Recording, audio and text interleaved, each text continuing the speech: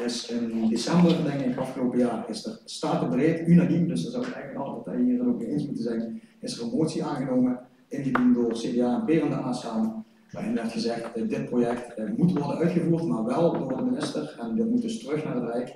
En alle meerkosten die er nu weer aan zitten te komen, dit jaar komt de aanbesteding, laat die lekker dragen voor het Rijk. Dus wij hebben onze bijdrage gedaan, die moeten we blijven doen, maar een euro meer van de provincie. Oké, nou, helder.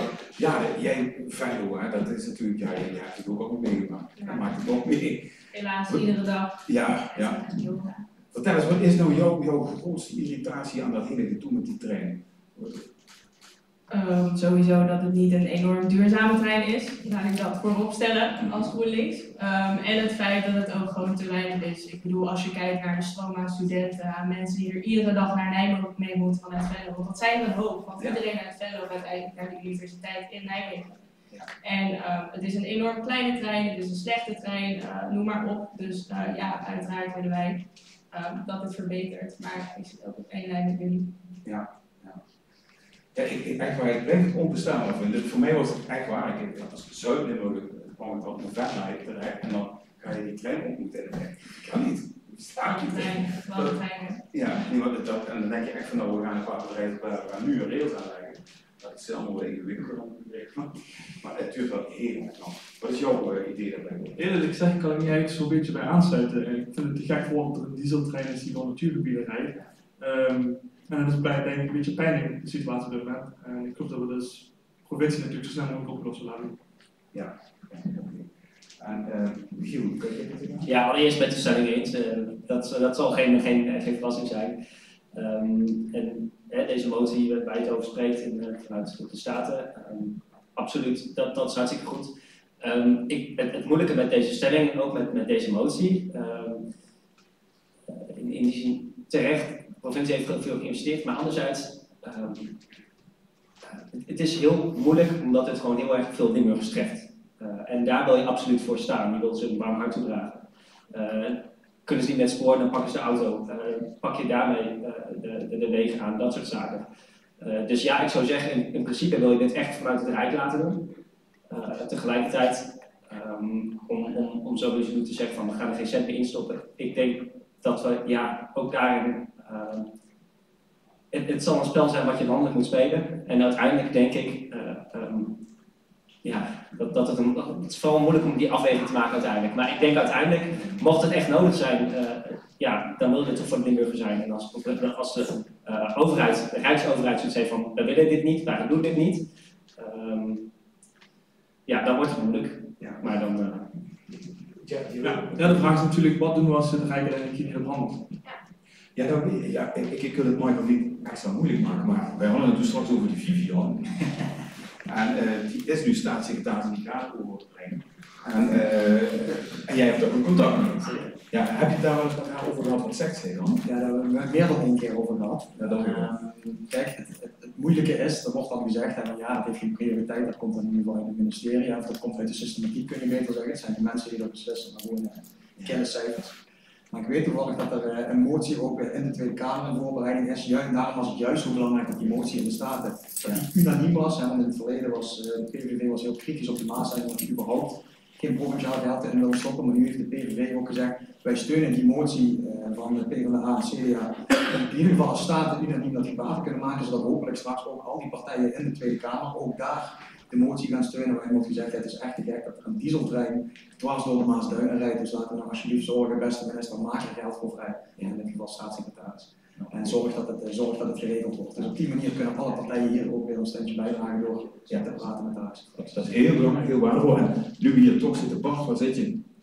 Daar, wacht. Want ik heb begrepen, ik heb geen glazen bol, maar ik heb sterk de indruk dat de BBB ook in Den Haag aan invloed gaat groeien. En hoe zit het met het standpunt van de BBB over het verhaal rond Maasdijk? En gaan we jou nog dan straks de komstige senaat al zit daar. Organisatie. Die schaams een beetje wat ik het zeg. Nee, als het zo doorgaat, dan komt hij in de Eerste Kamer. En we zijn uiteraard, denk ik dat iedere partij het ermee eens is dat we de Maasdijk door moeten zetten. Elektrificatie hebben we al zo lang over gepraat. Dat moet een keer gebeuren. Ik denk zeker dat na 15 maart, na morgen, dat we ook in Den Haag wat te zeggen hebben dat we naar we kunnen gaan zorgen dat die motie wel de meerderheid gaat halen. Oké, goed om te horen. Zijn er nog mensen die daar een aanvullende vraag of opmerking over hebben? Zo niet? Nee? Nou, ja, het is een moeilijk dossier, maar ik heb er toch wel vertrouwen in dat het goed gaat komen. En dus is het nu tijd voor een pauze. Applaus voor mij.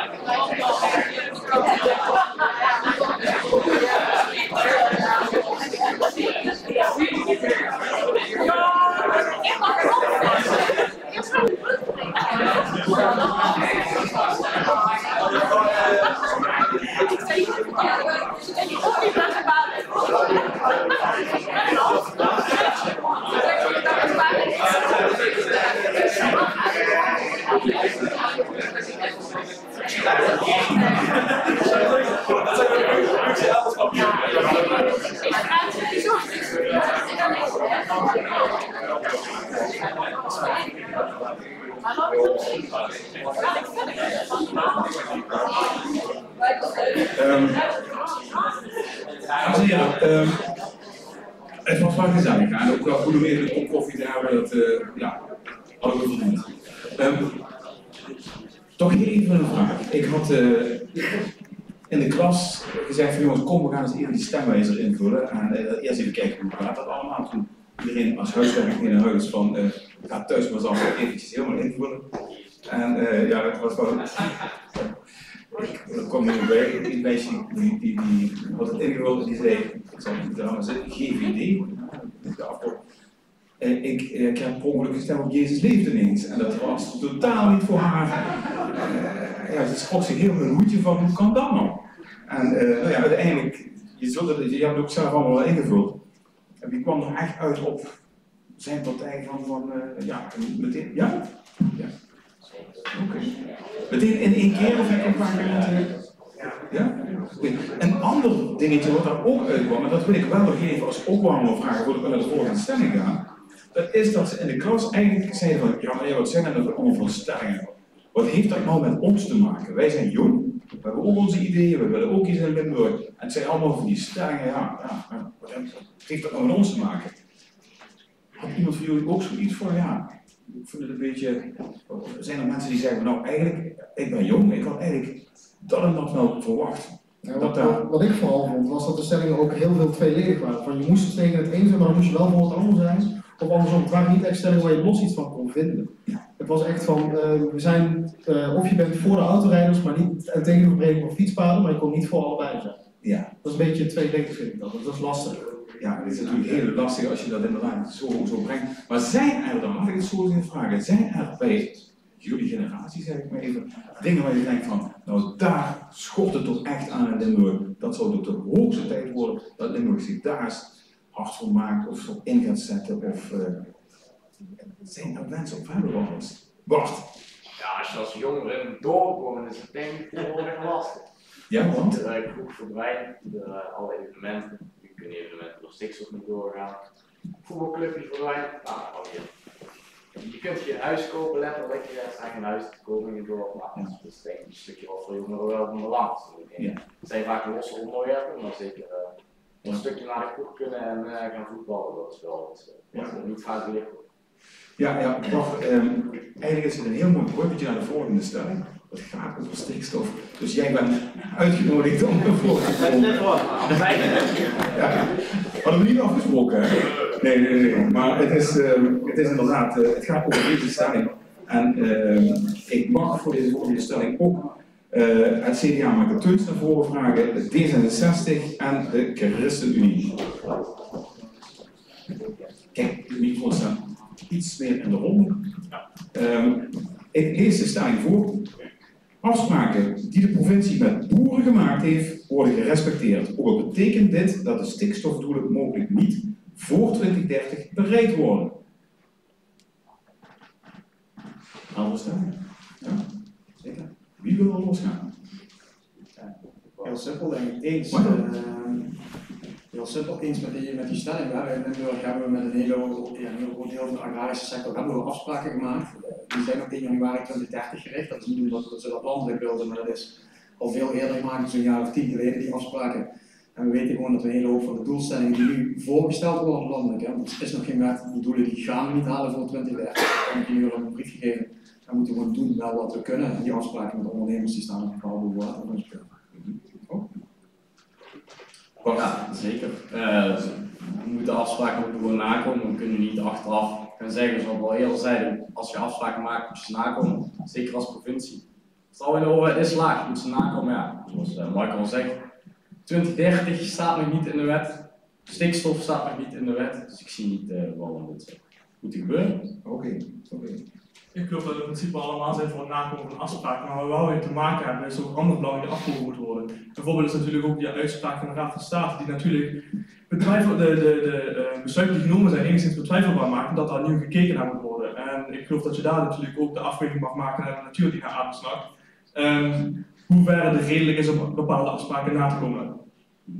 Jeff, dankjewel. Begin. Ja, precies wat we allemaal zeggen, afspraken zijn om na te komen. Hè. Daarom maak je een afspraak. Niet zeg ik doe dit, dan doe jij dat. En in die zin, als het binnen redelijkheid en billijkheid valt. Kijk, als we nu afspraken hebben die liggen tot aan 2050, en die zijn 20 jaar geleden gemaakt, dan kun je zeggen, hoe moeten we hier naar kijken? Maar zoals nu de afspraken liggen tot aan 2030, ja, nee, dan zijn de afspraken gemaakt. En dan moet je ook als overheid betrouwbaar zijn. Je kunt niet continu zeggen, ja, ik heb dit gezegd, maar ik trek nu toch even de stekker eruit, ik ga het toch weer anders doen. Op het moment dat je een afspraak maakt, dan moet je betrouwbaar zijn ook als overheid. Hoe belangrijk is het dan dat je draagvlak hebt voor iets wat je wil als overheid? Kunt u die vraag iets duidelijker stellen? Bij welke kant wilt u op? Ja, kijk, bij alles wat de overheid doet, heb je natuurlijk ook draagvlak nodig. En dat heeft soms tijd nodig, je moet tijd voor zijn. En als dat niet zo is, ja, dan laten mensen dat ook wel weten. Alleen kan dat soms wel erg ver opborrelen. Ja, en dan is het een beetje zoals Remkes dat ook al denk ik aangaf in zijn betoog. Daar wilde ik eigenlijk wel naartoe. Van ja, hoe spannend. Kijk, we willen met z'n allen denk ik een doel bereiken. Dat is denk ik iedereen wel over eens. Maar dat draagvlak, ja, hoe hard kun je daar omheen? Of kun je daar omheen? Nou, in die zin regeren is nooit makkelijk. Je kunt nooit iedereen te vriend houden. Laten we dat überhaupt als in ons achterhoofd houden. Maar het beginsel is dat je als politici in de Staten gekozen wordt door de burger. Dus niet hoop je al dat burgers op je stemmen omdat jij zoiets vindt. Maar om dan te gaan handelen zonder dat er één draagvlak is, dan moet je als politicus, als gedeputeerde, moet je dan wel achter worden komen van is het verstandig? Als het zoiets is van het moet gebeuren, dan is er een pittig debat over in de Staten. Dan ga je op dat moment, als vertegenwoordiger, ga je voor jou kiezen, opkomen voor die belangen. Dus in beginsel zou ik zeggen, ja, absoluut is het draagvlak nodig. Ja. Ik denk dat je daar wel mooi aan kan aansluiten. Ik denk dat de komende verkiezingen dat gaan aantonen. Als er een democratische meerderheid is voor iets te doen, een opgave uit te voeren die voor de provincie ligt, dan heb je daar per definitie toch geloof ik al draagvlak voor. Nou, dat is denk ik niet helemaal hoe te zeggen dat de politieke ergens over eens is dat er een automatisch draagvlak in de samenleving is. Wat ik wel net namens D66 wil zeggen van ja, afspraak is afspraak en daar moeten we ons dan ook aan houden. Terwijl ja, ik nou juist ook zie dat D66 in de Staten wel een heel ander geluid laat horen en ook landelijk een heel ander geluid laat horen. Namelijk niet, we moeten vasthouden aan afspraken die al 10 jaar staan. Maar we moeten het sneller gaan doen en als boeren volgend jaar dat niet willen gaan doen vrijwillig, ja, dan gaan we ze dwingen, wordt dan vanuit de Tweede Kamer gezegd. En volgens mij staat dan het hele gebied op de achterste poorten en merk je dan in Limburg, ik heb zelf als ambtenaar bij de provincie gewerkt op het stikstofdossier. En dat je dan dat soort keukentafelgesprekken, je komt echt geen meter verder. Op het moment dat iemand in de Tweede Kamer roept, dan gaan we het wel even gedwongen doen. Want A, je kunt het helemaal niet doen en B, je komt geen stap vooruit, want je zet alles op slot. En dan zou ik hopen dat in de Staten, je collega Marlou, dat die dan ook zou zeggen, we houden gewoon vast aan die afspraken, want dan hadden we een hele hoop minder gedoe in Limburg. Een toegevoegde daaraan is wel dat, zoals ik zei, je soms een afweging moet maken in hoeverre het redelijk is die afspraken na te komen. Zeker in het licht van dat wel besluiten, anders gekeken wordt naar de uitspraak van de Raad van State.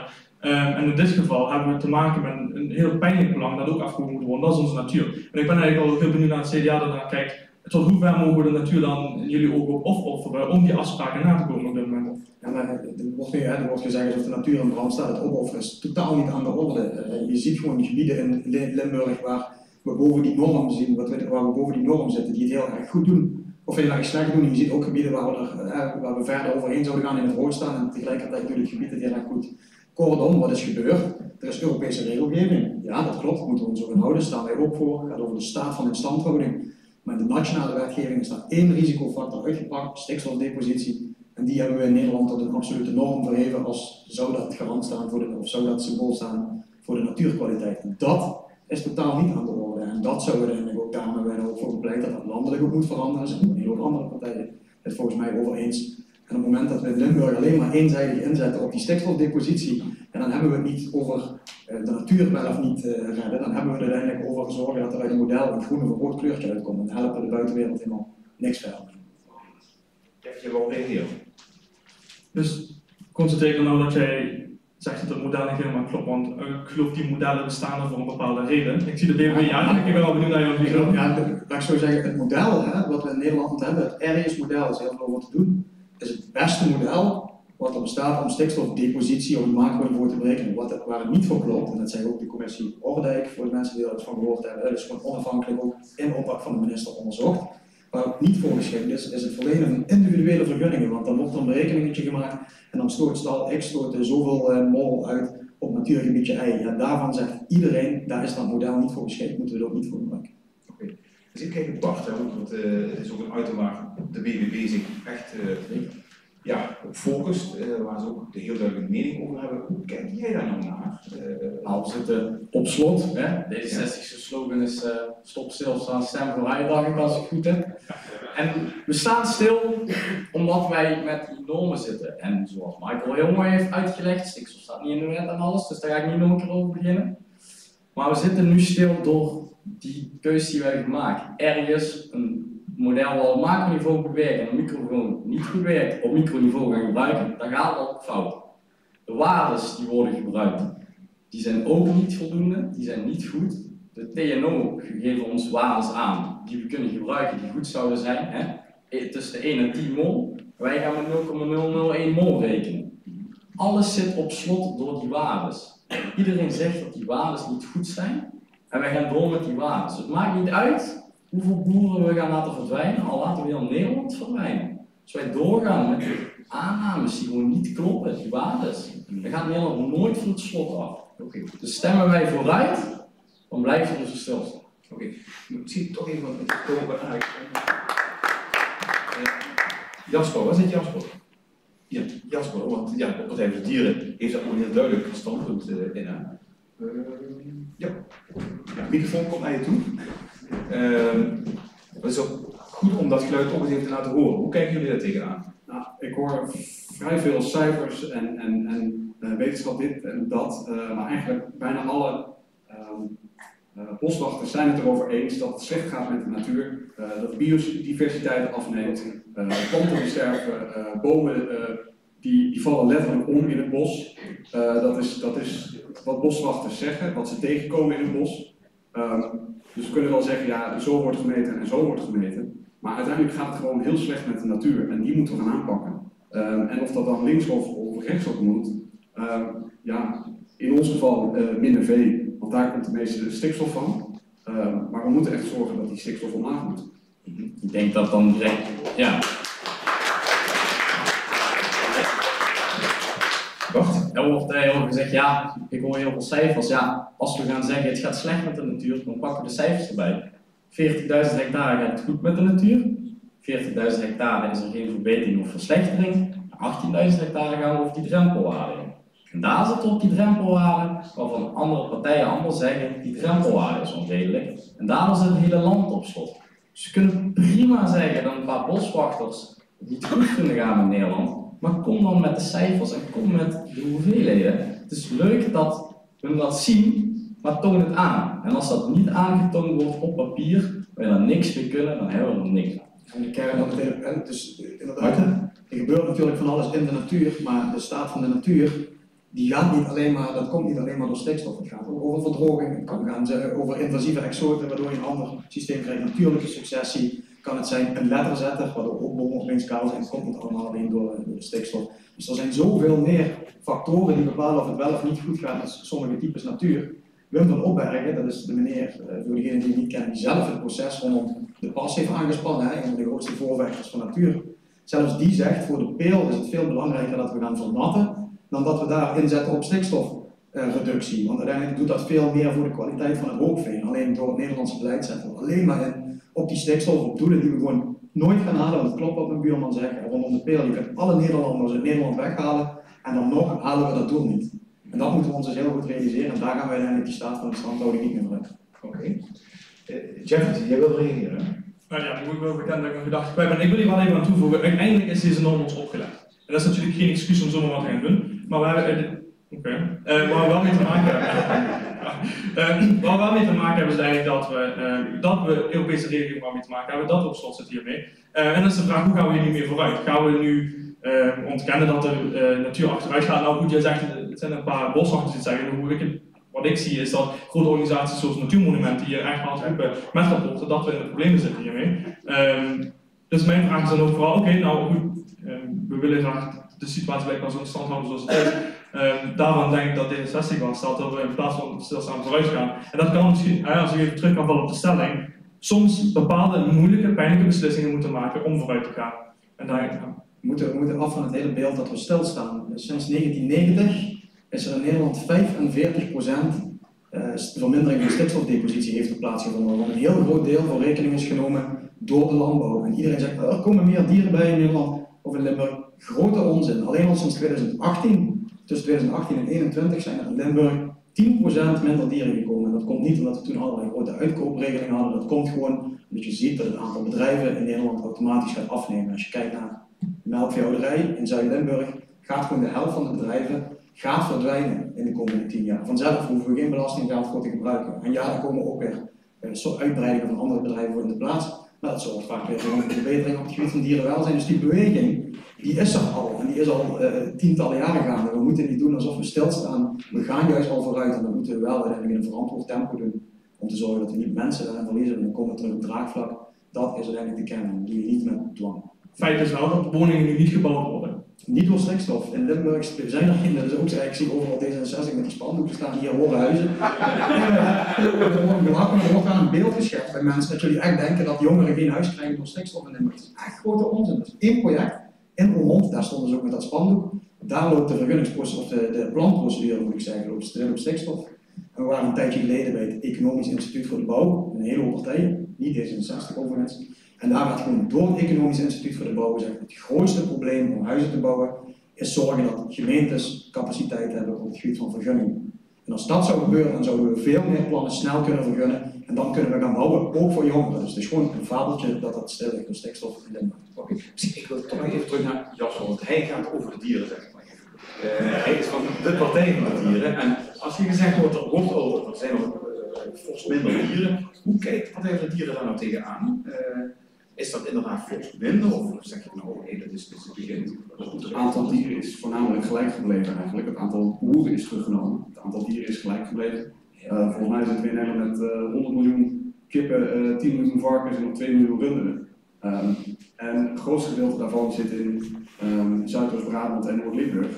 Dus eigenlijk is dat echt te veel. Die veedichtheid die zorgt echt voor belasting voor de natuur. Vogels verliezen hun pootjes, die vallen letterlijk uit de boom. Dus mensen die lijden daar zelf ook om. Als je mensen daar vraagt van, woon je hier graag in die buurt, dan willen mensen daar echt vertrekken. Dus we kunnen wel zeggen van ja, het heeft effect op dat we niet meer kunnen bouwen. Maar de natuur die verslechtert. En uiteindelijk zijn wij ook natuur, gaat het ook ons aan. Toch even, maar ik wil toch even vragen, los van dit onderwerp. Ik heb persoonlijk wel eens gedacht van, toen de Partij voor de Dieren begon, dat ik dacht van, wat krijgen we dan nou, hè? Partij voor de Dieren. Maar jullie bestaan al best lang, hè? 21 jaar. Ja. Ik heb de indruk dat het welzijn van dieren door jullie, denk ik toch wel op de kaart is gezet, dat daar alle partijen inmiddels ook wel gevolg aan hebben gegeven en de ene wat meer en de andere wat minder misschien. Maar is daar toch soms ook een gevoel van trots bij de Partij voor de Dieren voor datgene wat jullie uiteindelijk bereikt hebben? Ik bedoel, we kunnen natuurlijk nu weer over dit onderwerp, maar kijk, als je nou terugkijkt naar jullie boodschap, jullie missie. Ik vraag me dat wel eens af. Nou ja, de legbatterijen die zijn weg. Hersenfokkerij, dieren in circussen zijn weg. Dus er zijn allerlei dingen bereikt, maar dat is nog lang niet genoeg. Wij zijn echt voor dat die bio-industrie moet worden afgeschaft. En dat zorgt voor een afname van stikstof, afname CO2, biodiversiteit die weer toeneemt.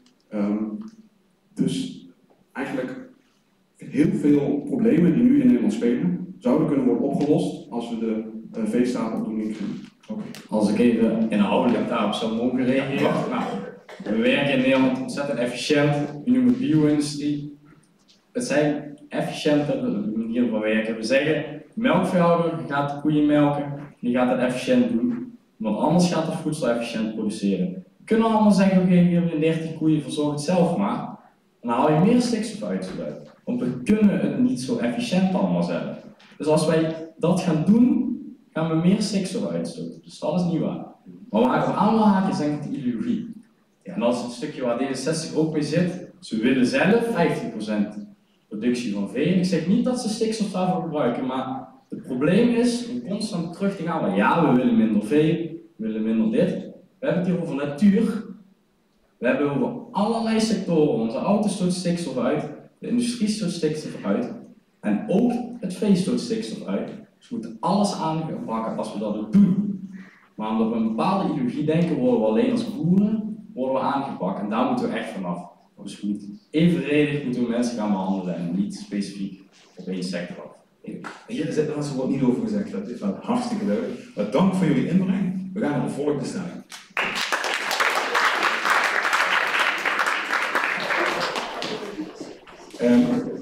Sjoerd, mag ik jou weer uitnodigen? Ja, pak die microfoon maar, dat is de langste, die staat hoog.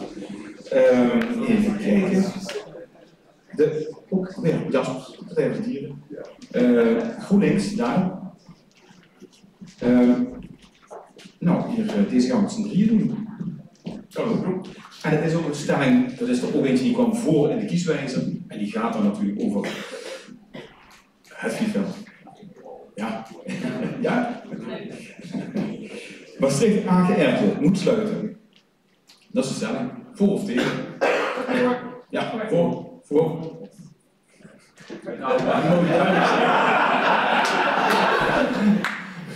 Goed, we hebben het niet goed gehoord. Ik denk dat we het goed gehoord hebben. De Maastricht-Aken Airport moet zeker open blijven. Oh, oké. Dus 2 keer tegen, 1 keer voor. Nou, jij bent een minderheidswoord, althans hier in het vriendschap. Steek maar eens voor wal. Waarom denk jij dat dat zo moet zijn? Nou, minderheid, maar in Limburg zeker niet. 80% van de Limburgers zouden Limburgers voor het openhouden van het vliegveld. Dus dat mag als eerste gezegd worden.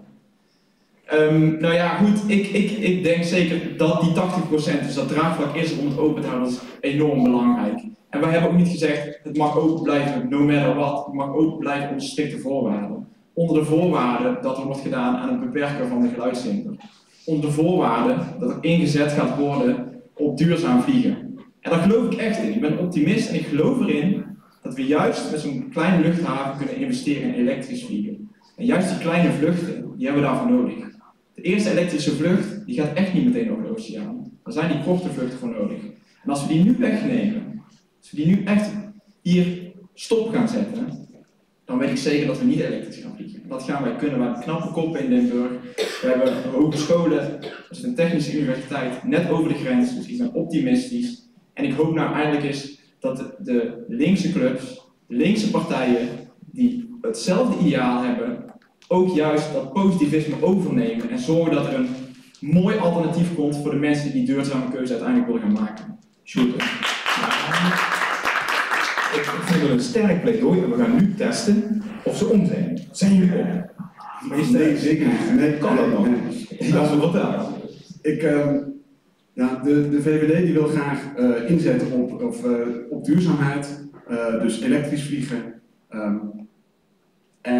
Wat ik ook heb gelezen is dat ze willen dat er minder nachtelijke vluchten zijn, dus dat er 's nachts niet meer worden gevlogen, dus alleen overdag elektrisch vliegen. Dus ik ben heel benieuwd hoe ze dat willen gaan aanpakken. Verder ben ik van mening dat we zoveel mogelijk moeten doen om de CO2-uitstoot in de hele wereld te doen verminderen. We hebben één groot vliegveld, Schiphol, is groot genoeg om eigenlijk de meeste vluchten van en naar het buitenland zorg te dragen. 70% van alle vluchten op Schiphol is eigenlijk voor mensen die er alleen maar overstappen en doorvliegen. Dus we hebben één groot vliegveld, Schiphol, dat zou voldoende moeten zijn voor alle Nederlanders. Waarom moeten we zo'n klein vliegveld in Nederland, waarom moeten we dat behouden? We hebben vliegvelden in Brussel zitten, in Düsseldorf, allemaal op een uurtje rijden. Ook naar Eindhoven kan je op een uurtje. En we hebben ontzettend veel geluidsoverlast in Limburg, alleen al vanwege dat vliegveld.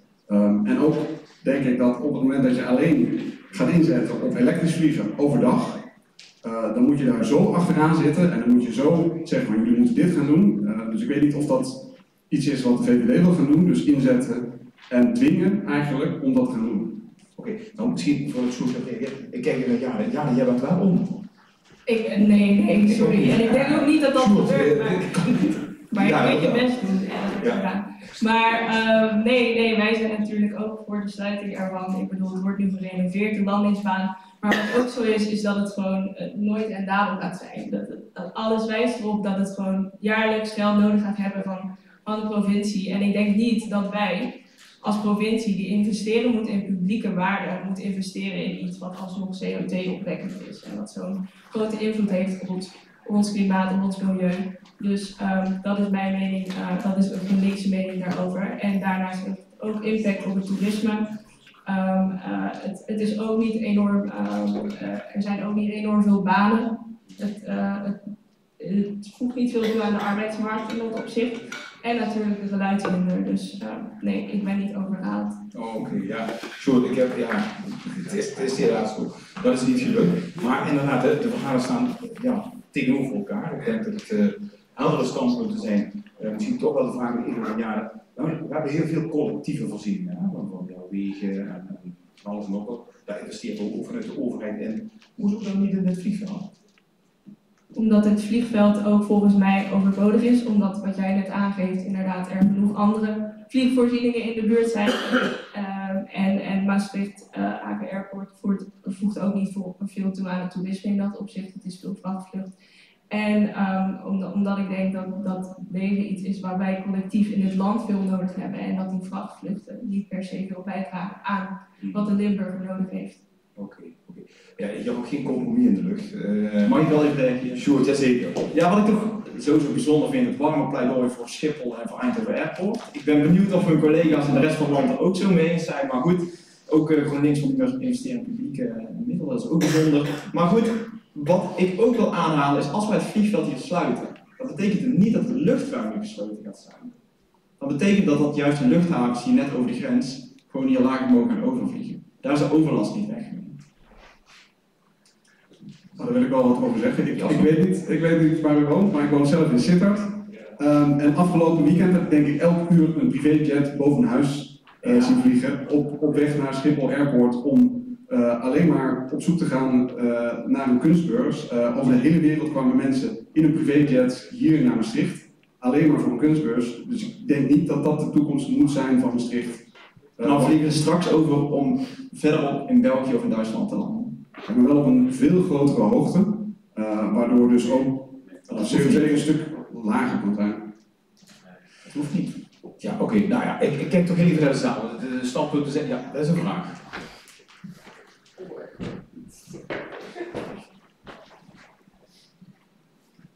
Ja, het is eigenlijk een vraag aan GroenLinks. Ik hoor hier het belang van die arbeiders, van de arbeidsmarkt heel erg gemarginaliseerd worden. Ik zoek het net even op en ik hoor alleen al 3300 banen bij de vrachtvliegtuigen. Zijn er niet veel mensen? Wat willen jullie doen voor deze 3300 mensen als dat niet belangrijk is? Dat zijn veel mensen, maar het is geen aanjager in welk opzicht dan ook. Oké.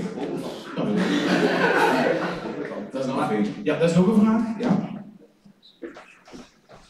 De microfoon komt eraan. Ja, we wel een wandel hoor. Ja, ik wou terugkomen op wat er werd gezegd. Het risico is als wij iets waarschijnlijk sluiten, is dat we daarna, zoals vaak is gebeurd, dat we de lucht gaan verkopen aan een ander land, dat de vliegtuig dan wel weer doorvliegt. Omdat het meestal zo is, als we op één plek moeten stoppen met vliegen, dat er op een andere plek meer mensen gaan vliegen. En dan moet dat ook over ons land heen. Dus in deze situatie hebben we nog zelf grip op. En kunnen we in ieder geval Maastricht ook enigszins kijken wat we daarmee doen. En als we het loslaten, zijn we sowieso de hele grip over het hele stukje zouden helemaal kwijt. Oké. Helder, duidelijke standpunt. Misschien toch nog één nieuwsgierige vraag, Sjoerd. Jij vertelde over die modernisering van die luchtvaart, elektrisch vliegen en sowieso. Ik kan me er bijna niet bij voorstellen, maar hangt dat echt in de lucht? Althans, ik snap dat u zich er niks bij voor kan stellen, maar jaren geleden konden we ons ook niet voorstellen dat de mensen zouden gaan vliegen. Dus waarom zouden we dat niet voor elkaar krijgen? Er zijn ook, waar we ook op moeten inzetten, is dat er zijn vormen van bio-kerosine die we kunnen vermengen met de normale kerosine. En als we de verplichting daar inbouwen, dat we steeds iets meer vermengen, naar zo weer 8%, 20%, 30%, dan wordt het steeds duurzamer. Dan moet je met stapjes gaan en dan creëer je draagvlak. De achterban van de partijen die zich hier uitspreken, die zijn bereid misschien om veel minder te gaan vliegen. Maar ik betwijfel heel erg of heel Nederland daartoe bereid is. En die bereidheid is nodig, dat draagvlak is nodig en dat draagvlak creëer je alleen door een alternatief te bieden. Ik weet zeker als we hier een hand op laten steken wie elektrisch zou willen vliegen, als het kan, dat iedereen dat wil. En dat gaat alleen kunnen als we die korte afstandsvluchten houden, als we de luchthaven open houden, dan kunnen we innoveren. Als we die weghalen, gaan we nooit elektrisch vliegen. Ik moet je wel eerlijk zeggen, ik wil niet de eerste zijn die dan met het vliegtuig zit. Ik vind dat wel spannend, jullie toch ook, niet? Ja, het klopt, we hadden het nooit gedacht dat de techniek zo ver zou kunnen komen, maar wie weet. Ja? Ik heb een vraagje aan de VVD met betrekking tot het elektrisch vliegen. Op het moment, als ik me goed kan herinneren, kost Maastricht-Aken Airport de provincie ongeveer 200.000 per jaar. En elektrisch vliegen is op dit moment nog niet een rendabele optie. Willen wij elk jaar zoveel geld steken in de mogelijkheid dat we over misschien 10, 15, 20 jaar elektrisch kunnen gaan vliegen op een vliegveld waar, het kan ook op andere vliegvelden gebeuren. Waarschijnlijk gaat het ergens rond de Technische Universiteit in Leiden als eerste gebeuren. Oké. Misschien, ik vraag even Michael, klopt dat bedrag? Ik weet niet, wat geeft de provincie aan het vliegveld per jaar, de begroting? Het verhaal dat het vliegveld verliesgevend is en dat de provincie daar bij moet springen, klopt gewoon niet. Het vliegveld Maastricht-Aken Airport is op dit moment het enige vliegveld in Nederland dat zwarte cijfers draait. Dus dat is wel even goed om voorop te stellen. Het draait in de exploitatie zwarte cijfers. Dat is iets anders dan de investeringen die je moet doen voor bijvoorbeeld een landingsbaan en het onderhoud en zo. Daar moet je inderdaad wel jaarlijks in investeren. Daar wordt nu in de landingsbaan en ook in de achterstallig onderhoud rond de Schiphol geïnvesteerd. Maar het beeld van dat het vliegveld aan zich verliesgevend is, dat klopt gewoon niet. Het draait gewoon zwarte cijfers. Oké. Zwarte cijfers? Zwarte cijfers is verlies. Meestal is het groot verlies, zover ik weet. Groot cijfers zou verlies zijn. Misschien wil ik even terug naar de vraag die zojuist gesteld werd. Wilden jullie ook reageren? Ja, volgens mij komen die zwarte cijfers ook alleen inderdaad omdat Schiphol een aandeel heeft gekocht in Maastricht. Want zeker zoals de VVD zegt, we willen vol gaan inzetten op elektrisch vliegen en die nachtvluchten eruit doen. Ik kan me niet voorstellen dat met één baan op die manier rendabel is. Want dat is een van de dingen die jullie willen. Er zijn nog nachtvluchten, maar jullie willen er ook vanaf en jullie duurzamer gaan vliegen. Maar ik zie niet in hoe dat op die manier met één baan rendabel kan gaan zijn. Het is alleen rendabel als wij het bedrijfsleven daarbij betrekken, maar als we niet met allerlei regels het land uitjagen, dan gaat het inderdaad rendabel worden. Nou, we gaan deze stelling afsluiten, want we gaan langzaam naar de ene laatste stelling. Ik dank jullie weer voor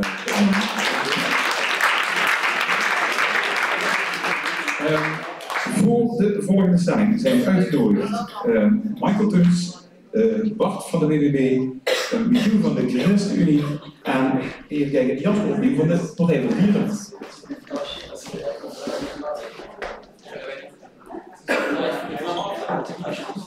Oké, daar gaan we. De stelling luidt: bestaanszekerheid moet prioriteit hebben boven economische groei. Bestaanszekerheid moet prioriteit hebben boven economische groei. Kunnen we daar wat mee? Michiel? Ja, wij zijn het eens met deze stelling. Wat we de afgelopen tientallen jaren hebben gezien is dat we steeds meer zijn gaan denken in het maken. Wij kunnen het wel regelen. We hebben een systeem gecreëerd waar niet iedereen binnenpast. En we zien dat op het moment dat we ruimte voor elkaar willen, dat we elkaar de mogelijkheid bieden om mee te kunnen doen, dat wij af moeten stappen van dat maakbaarheid en dat we moeten investeren juist in het kunnen meedoen van iedereen aan de samenleving en dat we dat dus moeten aanpassen van hoe we dat nu doen. Economische groei is niet het doel op zich. Als dat meekomt, is dat mooi. Maar het doel moet zijn dat iedereen in de samenleving zijn of haar dienstplek moet hebben. Oké. Mike, hoe kijkt het CDA tegenaan? Ik ben het er wel mee eens dat economische groei is geen doel op zich of zo. Het is een middel om uiteindelijk inderdaad mensen bestaanszekerheid te kunnen geven. Ik denk dat heel veel van de komende provinciale verkiezingen gaat over bestaanszekerheid. Ondanks dat de provincie helemaal niet over inkomenspolitiek of zo gaat. Maar de provincie gaat wel over waar mag je wel en niet bouwen. Is er een toekomst voor agrarische ondernemers? Welke voorzieningen in kleine kernen blijven wel of niet in stand? Dat gaat over bestaanszekerheid. Maar het eerlijke verhaal is wel dat je uiteindelijk ook economische groei nodig hebt. Want toch het belangrijkste om een zeker bestaan te hebben is toch uiteindelijk gewoon een baan waarmee je dat dak boven je hoofd kan betalen. En zonder economische groei lopen we op termijn natuurlijk vast. Je ziet nu eigenlijk wel in de groeicijfers. Dus er stond pas een heel positief berichtje ook op de Limburger van geweldig ook in Limburg weer economische groei afgelopen jaar. Maar je ziet wel het Nederlandse gemiddelde zit ongeveer op 5 à 6%. Noord- en Midden-Limburg beter dan bij, Zuid-Limburg zit op 3%. Dus dan wordt er gezegd we groeien, maar we verarmen eigenlijk ten opzichte van andere delen van Nederland. En als je dat 10 jaar achter elkaar doet, dan is steeds die 2% minder, dat is best wel veel. En dat heb je juist in regio's zoals Parkstad, waar je al een gezondheidsachterstanden hebt, maar dat wil je inlopen. En daar is uiteindelijk werk voor mensen, is daar gewoon de belangrijkste factor in om te zorgen dat het goed gaat met mensen. Dus ja, bestaanszekerheid is heel belangrijk en economische groei is geen doel op zich, maar onmisbaar om te kunnen zorgen voor de bestaanszekerheid. Oké. Jasper? Ja, wij zijn zeker voor economische groei. Alleen als dat op het moment mogelijk is binnen de waarde van de aarde, dus als de aarde dat aan kan. Op dit moment kan het helaas niet. Op het moment dat we op de hele wereld zouden leven zoals in Nederland, zouden we 2,5 aardes nodig hebben. Dus op dit moment is dat gewoon niet mogelijk. Dan zeggen wij van economische groei moet worden verminderd ten koste van de natuur eigenlijk. Dus we moeten eerst de natuur op orde krijgen, dan kunnen we pas weer economische groei zien. Dus wij zijn op dit moment tegen die economische groei en voor de bestaanszekerheid eigenlijk van mensen. Dus we willen ook wel meer woningen binnen kernen, dus dat wel binnen die waarde van de aarde zou kunnen. Ja, zo kun je dat wat concreter voor mij maken, want ik begin me nu nog te vragen, hoe moet ik daar nou voor me zien dan? Minder economische groei? Nou, minder economische groei, dat is dus, wij willen sowieso 70 tot 75% minder vee. Het grootste gedeelte van het Amazonegebied wordt gekapt voor ons voor soja, die gebruikt wordt voor veevoer. Gaat naar Nederland, wordt naar Nederland getransporteerd om hier als veevoer te dienen. Dus wij kunnen de mestoverschotten die wij produceren, die kunnen we allemaal niet meer gebruiken, die komen hier terecht. We exporteren al het vlees, gaat allemaal naar het buitenland. We importeren allemaal goedkope spullen eigenlijk uit China. Spullen die we in 9 van de 10 keer eigenlijk helemaal niet nodig hebben. Dus we zeggen, kijk daar nou eerst naar. Kijk wat we kunnen binnen de grenzen van wat de aarde aankomt. En ga daarna pas kijken of we verder economische groei kunnen hebben. Oké, ja, inderdaad. Het proces van globalisering zie ik daarachter. Ja. En dat raakt eigenlijk alles. Het lastig blijf ik dan wel van vinden van ja, hoe krijg je daar nou inderdaad het stuur in om? En je bent afhankelijk van zoveel factoren in de rest van de wereld. Misschien kunnen we daar nog wat meer over horen van hoe je dat dan voor je ziet. Maar Bart, hoe kijk jij daar tegenaan tegen die systeem? Ja, zoals heel al benoemd, bestaanszekerheid moet recht nummer 1 zijn. Überhaupt van iedereen. We moeten de overheid altijd verstaan als nummer 1. En zoals Marco al zei, daar heb je economische groei voor nodig. Dat is waar 75% van het vee gaan reduceren. En al meer dan 300.000 mensen in Nederland die te maken hebben met de agrarische sector, daar 75% van de baan gaat verliezen, dat is denk ik niet goed voor de bestaanszekerheid. En een stukje, ja, al het vlees wordt naar buitenland geïmporteerd, ja, het is gewoon niet waar. De soja, voor de sojamelk, omdat mensen geen dierlijke melk willen drinken, daar afval van gaat naar de varkens, omdat varkens oneetbare dingen om kunnen zetten in eetbaar voedsel. Dat is het beste wat we op deze aarde hebben. En ik ben het volledig met de Partij van de Dieren eens dat wij spullen kopen uit China en een van de die gebruiken dat we dat niet moeten doen. Ja, volgens mij is iedereen het daarmee eens. Nu nog doen.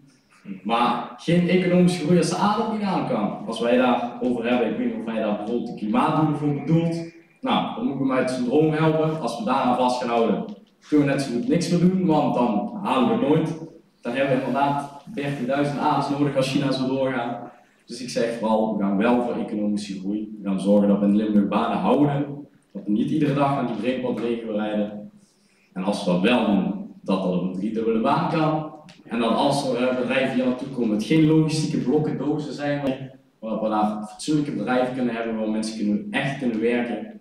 En waar we minder overlast hebben, waar we economisch iets aan hebben. Oké. Nou, helder standpunten. Vragen uit de zaal.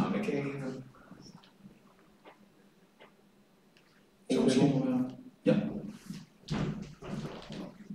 Nou, we hadden het net over Vliegveld-Beek, we hebben het ook al over stikstof gehad. En ik vraag me eigenlijk af, er is veel te doen rond de onderwijskwaliteit. Als je nou de budgetten die we daarvoor vrijmaken in MBO zou steken, zou je dan niet heel mooi juist economische groei en bestaanszekerheid kunnen bevorderen? We zien dat het daar heel slecht gaat op dit moment. Is de vraag duidelijk? Ik heb niet helemaal verstaan in het combinatie met het MBO. MBO of MVO? Nou, wat ik zeg, de stikstof gaat heel veel geld naartoe. En ook naar die landbouw nu überhaupt, maar ook in Vliegveld-Beek en dat soort projecten. En ik vraag me dan toch af, als dat nou in onderwijs zouden steken, meer bepaald ook in het lager onderwijs, als je vroeger zei, VMBO, MBO, zouden we dan niet een veel hoger economisch rendement kunnen halen en bestaanszekerheid. Als wij al die miljarden waar wij boeren mee willen uitkopen, wat negatief is voor onze economie, zodat we ook kunnen stoppen in innovatie, wat positief is voor onze economie, het geld wat we daarbij overhouden, kunnen stoppen in het MBO en in het VMBO, ja, uiteraard, waarom niet? Zeker. Ik zag het aankomend docent geschiedenis ook instemmend knikken. Zeker, zeker. Weer naar het onderwijs.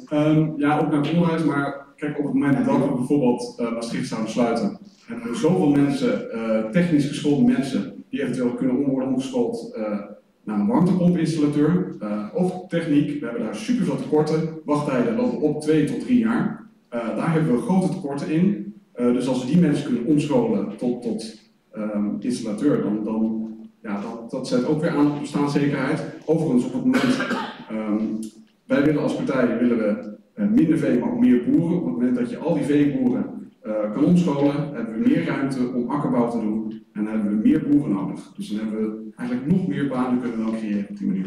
Oké. Andere? Ja, dus volgens mij wat we daar kunnen we niet doen en dan tegelijkertijd in het MBO investeren. Volgens mij is het niet of, maar en moeten we beide doen. Doet de provincie dat ook wel, wordt nu is afgelopen jaar aangenomen in de Brightlands campus, waar wel al heel veel gebeurde met het WO en het HBO. Maar waar nu ook hier is gezegd, investeer juist ook daarin dat je het MBO aan en dat we de vakmensen nodig hebben, en dat ben ik helemaal eens. En dan wil ik nog even iets zeggen over wat de buurman net zei, we moeten maar zoveel doen als wat de aarde aan kan. Maar daar ben ik het eigenlijk wel mee eens. Alleen wij hebben het hier over een paar procent economische groei per jaar en een paar procent bevolkingsgroei. Er zijn gewoon heel veel, in Afrika zijn er heel veel landen waar de bevolking de komende 20, 30 jaar gaat vertienvoudigen. Als we zoveel willen doen als de aarde aan kan, dan moeten we in die landen gaan vertellen dat we minder mensen nodig hebben. Maar dat willen we eigenlijk niet, tenminste daar zou ik geen voorstander voor zijn. Kortom, wij kunnen hier allemaal aan de sojamelk en vegetarisch gaan, daar heb ik ook helemaal geen probleem mee, moet iedereen vooral zelf lekker weten. Maar feit is gewoon dat de vraag naar dierlijk eiwit enorm toeneemt, omdat er enorme bevolkingsgroei is. En dan kunnen wij het beter hier op de schone en duurzame manier produceren. En er wordt gezegd, wij produceren voor het buitenland. Ja, de auto's die VDL net kan maken in Born, die gaan ook niet alleen naar de Limburgse markt. En zo werkt het natuurlijk ook gewoon in de agro-sector. Wij produceren hier op de meest duurzame manier, wij produceren op de meest schone manier. En het is helemaal geen schande als daarvan een deel te gaan naar het buitenland, waar gewoon heel veel vraag is naar ons product. Michiel. Ja, wat hier zegt, het is in principe gewoon economie ook in die zin. Als je als ene hand heel erg wil specialiseren in iets, dan kan het efficiënter. Als een ander land vervolgens iets anders investeert en specialiseert, kun je dat uitwisselen. Dat is gewoon een hele logische theorie en daar kan ik me vinden. Maar wat mij betreft het punt is in deze stelling, ik zei straks al, de bestaanszekerheid en niet alleen als doel de economische groei. Dat werd half opgevat als zijn dus geen economische groei. Dat is ook niet wat ik bedoel. Ik bedoel het in die zin, de economie mag er zijn, die moet ook groeien. Maar het moet niet zo zijn dat we straks zeggen, maar goed, als we nu miljarden gaan investeren in het bedrijfsleven, dat is heel goed voor een paar grote bedrijven. Maar uiteindelijk zien we dat heel veel burgers tussen wal en schip vallen, van de boot afvallen. Dat is niet wat we moeten willen. We moeten kijken dat we dat systeem, zoals we onze samenleving inrichten, dat zo inrichten dat het voor iedereen werkt. En dat we dus niet moeten zeggen, het grote doel, dus economische groei kun je inzetten als middel om die bestaanszekerheid te gebruiken, absoluut. Je moet ook niet zeggen van, laten we dan maar stagneren of krimpen, welke kant je op wil. Maar laten we vooral omzien naar elkaar. En in die zin, ik denk dat het heel belangrijk is om die belangen goed af te wegen. En, ik hoor hier al stikstof, ik hoor hier economie. En dat maakt het moeilijker. En we moeten kiezen tussen wat gaan we wel of niet doen. En daarin zeggen wij, zorg dat je kiest voor het geheel. En dat betekent belangenafweging maken. En dat zal niet altijd makkelijk zijn, maar dat is wel het eerlijk verhaal. Oké, nou ik heb het gevoel dat er een zoektocht is naar de balans tussen dat morele apparaat, dat er verschillende kanten door, en tegelijkertijd ook economische groei. En dat het verantwoord om dit te doen. Volgens mij, als we even zouden doorgaan, vinden wij elkaar er wel in, maar daar hebben we vanavond niet genoeg tijd voor. Dat komt nog. Dus daarmee sluiten we ook nu deze stelling af. En we gaan naar de laatste stelling.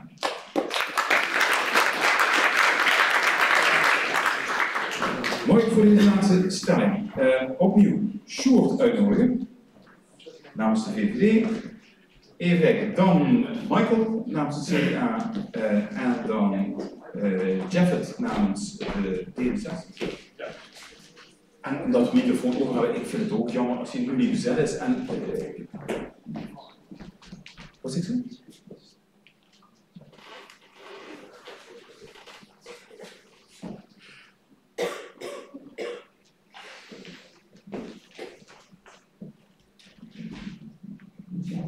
Oh, de spanning wordt opgevoerd bij de laatste stelling. Nu worden die jokers ingezet.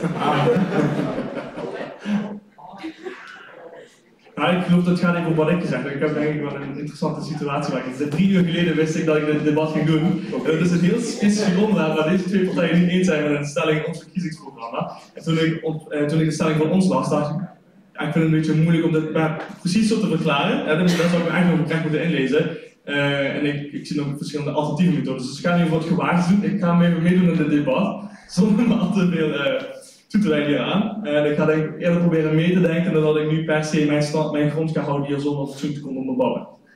Nou, je mag even wel heel spannend. Ja, toch? Ja, ik zeg maar. We gaan het meemaken. Ja, precies. Het is mooi om de spanning zo op te voeren uit de laatste stelling.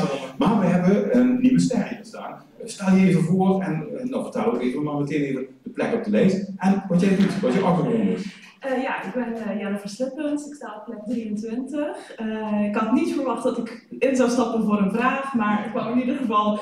Ik hoorde een gesprek tussen Rowan en de collega van D66, waarin ze wat hij net vertelde uitlegde. En toen dacht ik was vorige week bij de opnames van het L1-debat van de Provinciale Staten, dacht ik weet nog wel ongeveer wat ons standpunt daarvan is. GroenLinks, sorry, ja, GroenLinks. Dat was ook handig om erbij te vertellen. Ja. Nou, kijk, nou, weet je wat, ik gooi de stelling in het midden, want de spanning is nog lopen. Het moet mogelijk zijn voor steden om uit te breiden voor woningbouw, zelfs als dat ten koste gaat van groen buitengebied. Het moet mogelijk zijn voor steden om uit te breiden voor woningbouw, zelfs als dat ten koste gaat van groen buitengebied. Nou, welke stad kom je ook verder?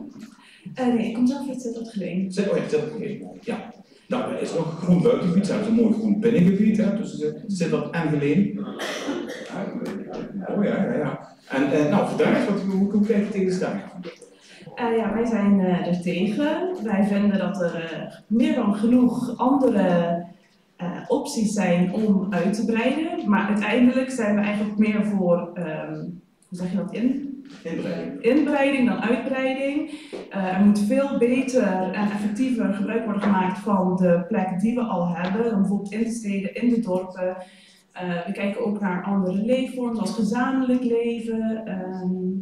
En hier zijn nog, ja, het is niet nodig om hiervoor natuur op te offeren. En we willen daarom ook niet dat het gebeurt. En ik zeg maar eens even de Schwinsweg. Wat moet er gebeuren? Dat moet lekker zo blijven zoals het is.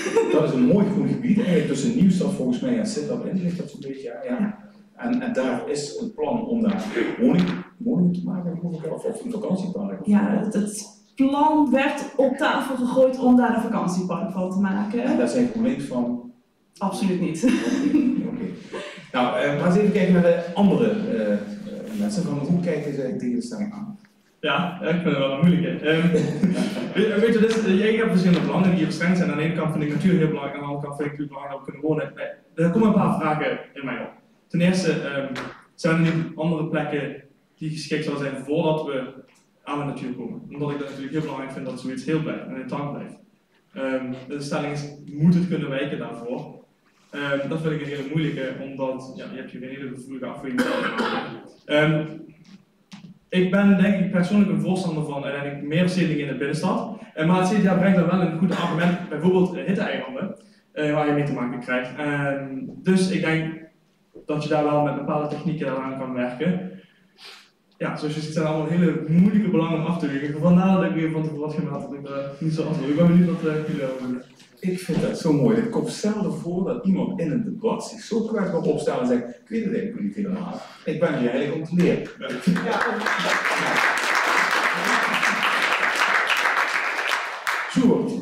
Hoe kijk jij er tegenaan? Nou ja, ik vind dat vooral het uitgangspunt moet zijn is dat we echt gaan bouwen, want er is echt een enorm woningtekort. En ik begrijp waar het mogelijk is, waar we bestaande ruimte hebben. We hebben kantoorpanden die misschien een andere bestemming kunnen krijgen. Dat is allemaal heel mooi, maar het eerlijke verhaal is natuurlijk ook dat er zo'n groot woningstekort is. Als we nu gewoon in ieder dorp, iedere stad gewoon een straatje erbij doen, zoals heel veel commissies aangeven dat dat de oplossing is, dan zal het soms inderdaad ten koste gaan van het groen buitengebied. Ik zeg niet dat we Natura 2000 gebieden gaan opofferen of wat dan ook, maar we moeten gewoon het eerlijke verhaal vertellen. Er ligt een enorme opgave en we moeten streven naar maatwerk.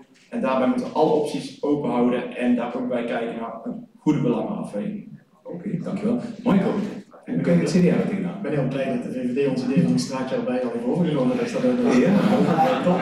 Kijk, het is, we hebben in Limburg zijn afgelopen week hebben alle wethouders wonen van alle gemeentes hebben de woningdeal ondertekend. Er moeten 27.000 woningen gebouwd worden. En de vraag is, waar ga je dat doen? Ga je dat alleen maar, in de stelling staat de stad, maar het gaat juist over de dorpen. Het is dan binnenstedelijk, binnen de grijze contouren of rode contouren, hoe je het noemen wil. En de vraag is, wil je dat? Want inderdaad, ik noem dan even het voorbeeld van mijn eigen gemeente bijvoorbeeld. En ook gemeenteraad zit in Beek. Daar heb je bepaalde wijken, die zijn allemaal net na de oorlog gebouwd. En als je nu door die straten heen rijdt, dat waren vroeger allemaal mooie voortuintjes, maar inmiddels heeft iedereen 2 of 3 auto's. Dus al die mooie voortuintjes die zijn inmiddels allemaal volgelegd met kiezel. Daar heeft iedereen zijn auto in staan. Het is geen mooi gezicht. Dus wat wil je als gemeente in de toekomst voor de leefbaarheid? Je wil eigenlijk daar de woningvoorraad uitdunnen, zodat je het groen terug het dorp in kan brengen. Hè, zodat je daar ook weer mooie open vlaktes zoals inderdaad een Sittard-Geleen hebt. Maar dat betekent wel dat je ook ergens anders wel weer ruimte moet krijgen, juist voor de woningbouw. Zodat je een stuk groen het stedelijke in kan trekken of het bebouwd gebied in kan trekken, dat je wel aan de randen ook uit kan breiden. En ja, er zijn ook nieuwe woonvormen zoals knarrenhofjes en inderdaad gezamenlijk wonen. Maar volgens mij stond ook afgelopen week weer in de krant, ja, toch nog steeds 2/3 van de Limburgers wil gewoon een eigen huis en een eigen tuin, toch zoals we dat vrij klassiek kennen. En daar moet wel ruimte voor zijn. En als we daar in de dorpen uiteindelijk geen ruimte voor vinden, alleen maar de hoogte in gaan in appartementen, ja, wat gebeurt dan? Dan gaan gezinnen met jonge kinderen gaan weg in de dorpen zoals Beek of rondom Nieuwstad bijvoorbeeld. En dat soort dorpen gaan jonge gezinnen weg. Dan verdwijnt daar de basisschool, als de basisschool verdwijnt, dan op een gegeven moment ook de supermarkt, dan loopt die hele leefbaarheid terug. Dus juist niet alleen vanuit het belang van woningen, maar ook vanuit het belang van leefbaarheid is het heel belangrijk dat we ook nieuwe woningen toe kunnen voegen aan die kleine kern, aan de randen en tegelijkertijd het groen terug naar binnen trekken. Oké, nou, volgens mij zit hier geen enkele spreker die zegt ruksigloos, hoppakee, de punt erin, we gaan eens even de stad uitbreiden, want er is gewoon vraag. Iedereen wil dat heel genuanceerd doen, met verstand van. Voeg aan dat er een evenwicht moet zijn tussen die natuurontwikkeling, maar ook het wonen. Beide vragen willen we bedienen. En dat is een zoektocht om daar natuurlijk goed uit te komen. Dat is ook een opgave voor de toekomst. Ik hoor ook opmerkingen dat de vraag van de woning, nou, moet dat weer die standaard woning zijn zoals we die jaren gebouwd hebben? Of heeft een nieuwe generatie juist hele andere behoeftes? Moeten die woningen anders zijn? Moet je wat minder naar eenvormigheid in de wijk qua generaties? Of moet je het juist gaan mixen? Nou, er zijn zoveel opties. Nou, als ik dat zo hoor, dan, die opdracht die zou hier goed kunnen neerleggen. Volgens mij komen we daar dan wel uit. Dat is mijn indruk. Of zijn er mensen die daar toch radicaal specifieke andere ideeën bij hebben over dat bouwen? Ja, zeg het eens. Oh, dat is toch Bart? Ja, zonder natuur bijbouwen klinkt mijn hoofd trekt naar hoogbouw, appartementen. 77% van de Limburgers wil geen appartement en een huis met liefst nog een tuintje erbij. Dus ik ben benieuwd hoe we dat gaan realiseren zonder natuur weg te nemen. Oké, ja. Iemand daarop reageren? Is dat mogelijk? Zoals Sjoerd? Nou ja, ik ben wel benieuwd. Ik hoor hierover dat we moeten gaan inbreiden. En op zich vind ik daar niks mis mee. Maar ik hoor gewoon links ook altijd de mond vol hebben van we moeten die steden nou echt eens vergroenen, meer groen in de steden. En als we alleen maar meer woningen toe gaan voegen dan binnen de bestaande grenzen, dan vraag ik me af in hoeverre dat realistisch is. Ik denk dat we wel eerlijk moeten zijn en moeten zeggen, soms gaan die groene randen aan de stad, die percelen die daar liggen, die vroeger gebruikt werden voor landbouwgrond en wellicht nu voor geschikt gemaakt kunnen worden voor bouwgrond. Misschien hebben die nog een hartstikke hard nodig. Ik heb wel een goede ding bij van de BBB. Je zegt 70% wil geen in de achtertuin hebben. Wat ik hoor is dat 1 op de derde het niet erg vindt. En dan Nee, 77% volgens het onderzoek wil in appartementen wonen. In wonen, oké, duidelijk. 20% van de inwoners van Limburg is nog altijd redelijk veel. Zoals ik zei, ik heb hier geen vaststandpunt, maar ik kan me wel voorstellen dat we daar nog een bepaalde weg zouden kunnen vinden voordat we natuur gaan opofferen wat onze provincie ook zo mooi maakt en waar mensen ook uit het hele land hier naartoe komen voor op bezoek. Oké. Dan was er nog een vraag. Het voeren Goed voelen, dankjewel. Eén vraagje. We horen heel vaak dat er heel veel gedacht moet worden. Er moet heel veel gesproken worden en dan moest je het vandaag eens worden. Sorry, jullie moesten het eens worden. Wij zitten gewoon in het publiek. Pragmatische oplossing. Ik werd net genoemd door het CDA, het Economisch Instituut voor de Bouw. Die kwam met de slogan in ieder dorp een straatje erbij. Dat heeft volgens mij het CDA daarvan overgenomen. De VVD heeft ook in Zuid-Holland al lang gebruikt, maar dat maakt niks uit. Het gaat erom als jullie nu eens reflecteren op die stelling. In ieder dorp een straatje erbij. Hoe zou jij dat toepassen? Dat is een heel concreet antwoord. Waar je maatwerk kunt toepassen, de behoeften die in dat dorp zijn. Pak dat eens als uitgangspunt en geef zelf eens per partij aan. Zo zouden wij dat oppakken. Oké. Wie wil er een straatje bij? Vertel eens, GroenLinks. Ga een straatje maken. Een straatje erbij, dat klinkt heel mooi. En dat moet inderdaad per dorp naar gekeken worden. Voor ons is het gewoon belangrijk dat de natuur daar niet voor hoeft te schuiven. Want allemaal van die hele kleine bosjes van misschien 3 vierkante kilometer, daar staan er wel bomen, maar daar hebben de diersoorten niks aan. Die hebben een gebied nodig waar ze in kunnen wandelen, kunnen zoeken naar eten, alles wat ze daarin wat ze nodig hebben. En als je gewoon allemaal aparte kleine stukjes hebt en die ga je dan op een gegeven moment afsluiten, omdat je daar dan een weg of een straat of wat dan ook gaat zetten, dan denk je, oh, we hebben maar misschien 10 bomen hoeven kappen, maar je hebt wel dieren hun leefgebied ontnomen. Ik hoor je op een groot appel doen op zorgvuldigheid. Het mag wel, hè? Ik hoor je niet zeggen het mag niet, maar je moet het heel zorgvuldig kiezen. Mag ik een vraag stellen? Ja. Ik vraag me af, wat als we nu een dorpskern hebben waar de inbreiding niet mogelijk is? Wat zegt GroenLinks dan? Jij als jongere, je krijgt gewoon geen huis. Waarom zou ik dan op GroenLinks stemmen als ik geen huis kan krijgen? Dat vraag ik me echt af hoor. Als we dan principieel zeggen aan die groene randen, daar komen wij niet aan, dan mag geen huis. Is er in Limburg geen enkele andere plek om een huis te bouwen dan in een natuurgebied? Nou ja, het is de vraag wat we definiëren. We hebben het ook over de groene buitenranden, over de weilanden die grenzen aan de dorpskernen. Die misschien afgestoten worden als landbouwgebied, mogen we die dan van GroenLinks ook niet bebouwen als het nodig is. Dat is de vraag die voor ligt. Ik denk dat ik ook wel voor GroenLinks spreek, maar dan moet ik eventjes ook de andere GroenLinks aankijken. Maar landbouwgrond is niet echt groen gebied. Dus ja, er staan een paar koeien. Dat is natuurlijk, als ik in de trein zit, dan denk ik, oh leuk, koeien. Maar wat heeft de natuur aan landbouwgrond? Erosie is al heel veel een erosiegebied. Jullie zijn voor erosie. Koeien weg, weilanden om, één grote erosie. Dat is wat jullie willen. Maar alle koeien moeten weg. En de koeien lopen op de agressiegronden, op de weilanden. En zijn de beste erosiebeschermers van heel Nederland. Je wilt Partij voor de Dieren en GroenLinks weg hebben. Dus veel erosie op de Zuid-Limburgse akkers en heuvels. Je hebt niks gezegd over erosie. Nee, ik weet ook niet in hoeverre koeien daar de beste manier voor zijn, maar wat ik in aardrijkskunde, ja, dat is wel echt gewoon, ik ben geen expert, maar bij mij in de aardrijkskunde wordt altijd gezegd dat bomen de beste manier zijn om erosie te komen. Bomen, ja zeker. Toch even kijken, zijn er nog mensen die willen reageren op zijn? Want volgens mij ligt het, ik probeer wel even het vuurtje aan te wakkeren en het heel scherp te maken van wil je dan helemaal niks bouwen? Je hebt opnieuw de nuance aan. Zijn er nog anderen die daar kort op willen reageren? Want we gaan ook langzaam naar de afronding. Volgens mij dus op dit moment staat er letterlijk een beleidstuk op de website van de provincie waar staat van bouwen, vraagteken, alleen in het bestaand gebied. Volgens mij moeten de nieuwe staten ervoor zorgen dat dat zo snel mogelijk aan tafel gaat, zodat gemeenten zelf kunnen beslissen of het wel of niet verantwoord is aan de dorpskern. En moet de provincie ze tegelijkertijd ondersteunen met die vergunningverlening, want anders krijgen gemeentes dat niet van de grond. Daarom hebben we dat idee van die woonbrigade en dat E-team voor vergunningverlening gelanceerd. Maar volgens mij zitten daar heel veel wethouders worden om te springen zodat ze aan de slag kunnen. Oké. Jeff, ik kijk nog even nog naar jou als laatste, want jij ging zo in. Ik denk op dit moment meer vragen beantwoorden. Eén vraag die wel in me opkomt, als je dat zegt, is uiteindelijk gaat de provincie wel over ruimtelijke ordening als ik het goed begrijp. Dus heeft de provincie dan niet enigszins een toezienend functie op de gemeentes als ze ervoor kiezen om bepaalde woningen te bouwen? Ja, die gemeente gaat in principe primair over ruimtelijke ordening, maar dat moet dan binnen de provinciale kader. En je ziet op dit moment dat het provinciale kader het gewoon aan die randen zodanig op slot zet dat gemeentes daar geen afwegingsruimte in hebben. Dat het gewoon iedere keer spaak loopt op een rayonplan loopt die zegt ja, maar dat mag niet volgens onze regelgeving. Dus als je dat versoepelt, dan kun je veel meer met gemeentes. Oké.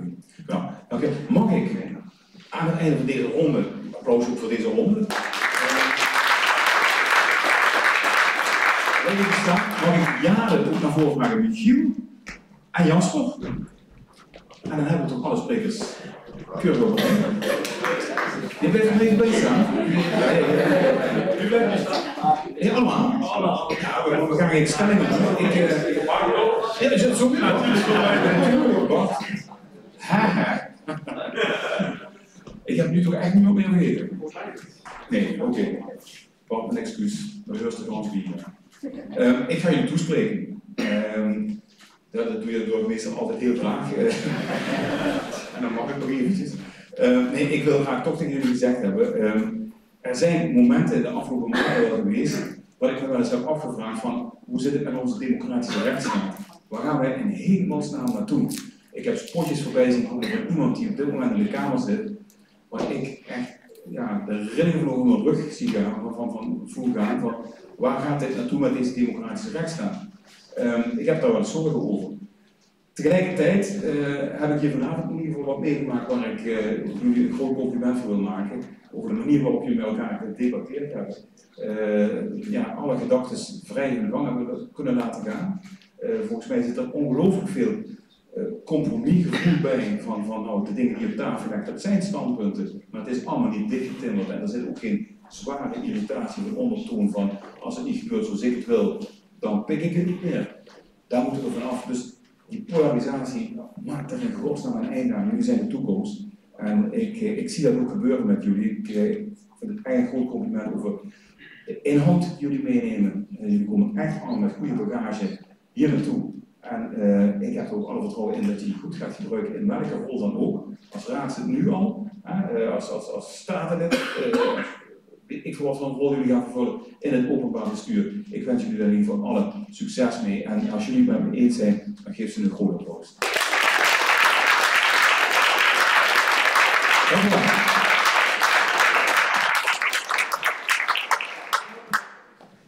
Meneer Wiels, u bent nog niet van ons af. Kom erbij staan, zou ik zeggen. Ja, ik had verwacht dat dit het enige woordje is wat ik vandaag zou doen, dus dit is een beetje weer raar om nu opeens niet weer deze type microfoon vast te houden nadat ik achter die stond. Maar ja, in ieder geval heel erg bedankt aan iedereen die hier was. Het is ja, super geweldig dat jullie deze interesse tonen in politiek en dat jullie waarschijnlijk ook morgen gaan stemmen en dat jullie verdiepen in wat jullie morgen willen gaan stemmen. En natuurlijk een bedankje aan alle debatteurs en de moderator van vandaag. Die dit ook